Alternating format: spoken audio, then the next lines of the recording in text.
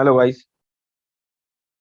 Very good evening, and I hope all of you are doing well and fine. And you must have done a lot of practice on that parts. You must have created your own dashboards, and you must have configured now the the options of the data management gateway plus personal data gateway management. Plus, you must have configured the incremental refresh on your data sets.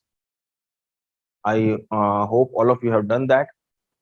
So in this remaining part of the last part of this module is using the query caching option. What is this query caching option we need to talk about? Okay, and why do we need this option? Let's understand that. Okay, and let me show you what exactly is the requirement of this option. So if you look on here, see what happens is when we suppose we have done the incremental refresh setting, we are doing everything properly, but still our data set sometimes starts loading very slowly. Okay, the data set is loading very slowly, and the process which is happening for calculating the measures and everything is happening very slowly. The reason behind that is we are asking Power BI to load and import the data and refresh the data, and that's what a little bit problem sometimes may happen. So with this query caching feature, what you can do is you can use the local cache memory of Power BI services. So isn't it will be great when your local Power BI memory will start loading the data into the cache memory, and that will be used to calculate the measures, and it will be definitely very fast in comparison to load the data set again and start from beginning again and again.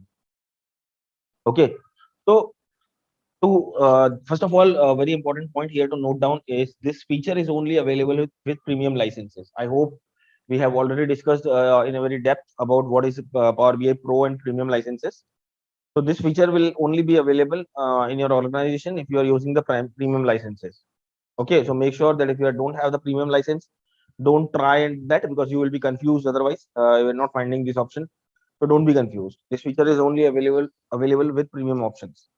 Great, but we can have an idea at least so that later on, whenever you have the premium facility available, you can go ahead and use it. Okay.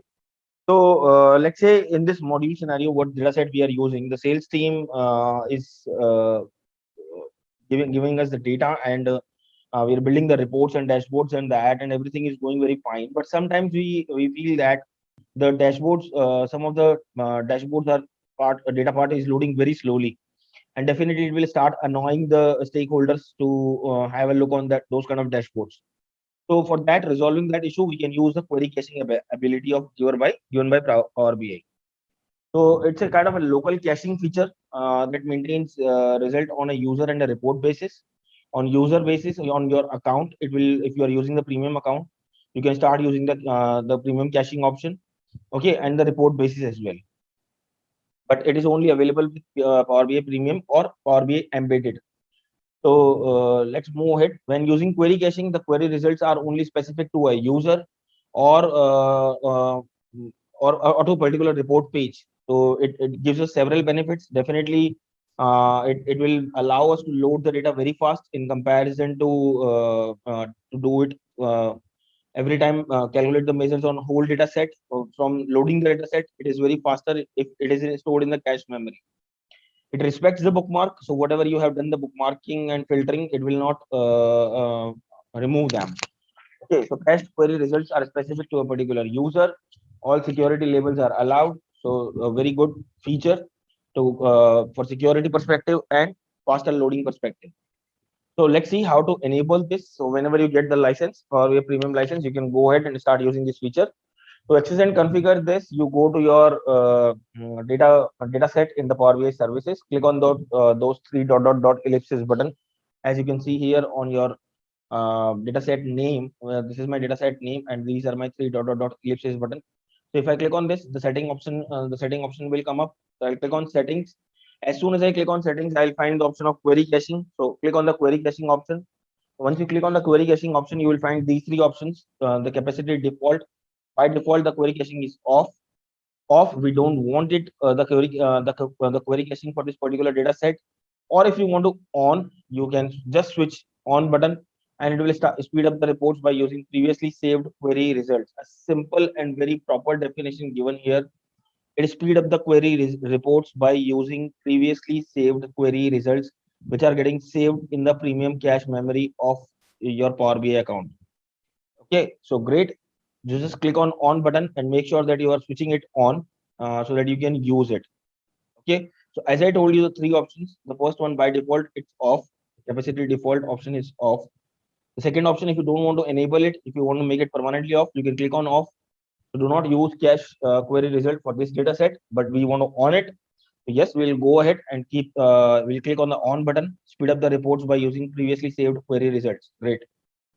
So just go and on it and start using this option. So it will definitely help you to load the dashboards very fast in comparison to when you are not having that option on. Right. So now we are done with this data set uh, performance improvement part. Here, if I summarize the things, we have covered three main parts. The first of one, we have worked with the data gateways. We learned how to install them in your machine, how to start it, how to schedule the refresh, how to schedule the refresh multiple times in a single day. Okay, so we have done all that part. Okay, how to refresh the reports manually, how to see your refresh history of your reports. Okay, when the next time refresh will happen, everything we have seen. Next, we have talked about the incremental refresh, which helps us a lot to make sure that the only incremental data is getting refreshed, not the historical data. Okay, so we have learned for that purpose, we have learned how to create the parameters inside Power Query Editor, how to use those parameters for filtering, and then finally how to apply the incremental refresh policy on the fact tables. Okay, and then finally the last and final topic what we discussed here is the query caching option, and how it enables the premium users to use this capability of Power BI and makes the result of dashboard loading very fast. Great. So a very useful module for performance improvement. We have done that. We have completed the dashboard designing in the last module itself. But yes, performance improvement is very much important. Great. So let's test some of the knowledge what we have discussed on some question basis. So let's move ahead. Take your time and answer these questions. So where are data set schedule refresh is configured? Where do we configure them? In Power BI services, in Power BI desktop, or on the app source? So take your time and answer this question.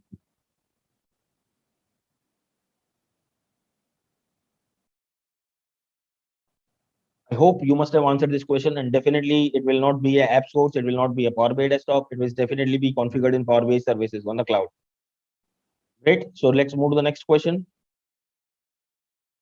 What reserved parameters configure the start and end of where incremental refresh should occur? The start and range end parameters, start range, end range, range start, range end. What are the name of those reserved parameters? Can you answer this? I hope you can, definitely, because we have done it. So it will be range start and range end. Great. Next question. What is the difference between promotion and certification when you are endorsing a data set? Promotion does not need specific permissions, while certification requires permission from the dataset owner to access to the dataset. Or promotion is for broad usage, while certification need permission granted on the admin tenant settings. It's a little bit kind of a more theoretical question, but the answer, let me answer this question for you. It will be A.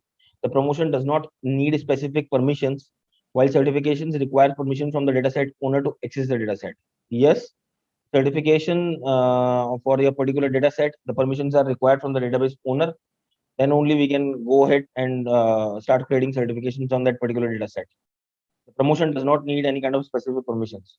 Yes, it's absolutely correct. The answer for this question is A. Great. So let's conclude this module 9, and will request you to uh, uh, go ahead and practice, implement all the things which we have learned till now. So what will be the agenda of the next module? The module 10, we have learned about the performance improvement here, but definitely we have to think about the security perspective as well. Now we need to start thinking about the security perspective as well, because when we are sharing the reports to the users, we should make sure that they are getting shared to the correct users with correct data set. with correct part of the data set. So I'll explain that in more detail with the topic of row level security in the next module, where we will talk about two main parts: the static row level security and dynamic row level security, and how it implements in Power BI and how it is very helpful with the security perspective. That's it for this module. Thank you so much. Go ahead and practice.